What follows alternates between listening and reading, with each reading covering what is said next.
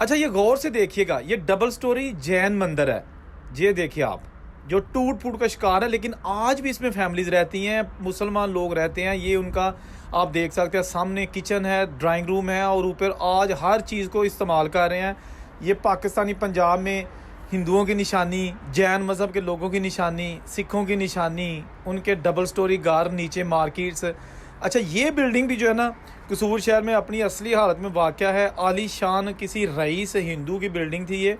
मुझे एग्जैक्टली नहीं पता चल सका मालिक कौन था, मैंने बड़ी कोशिश की, लेकिन ये बिल्कुल पीछे मंदिर भी नज़र आ रहा है। और ये नीचे खत्रियों की दुकानें, यहाँ पर सुनार की दुकान होती थी, एक मिठाई की दुकान होती थी, और इसके साथ कुछ और दुकानें, करियाना की दुकानें होती थी। ये मंदिर वाली गली आ गई, ये कहते हैं इसको मंदिर वाली गली। और ये जनाब आप देखेगा, इसके अंदर तमाम हिंदुओं की आलीशान कोठियाँ, घर मौजूद हैं। और बाहर ये देखिएगा समोसे वाला।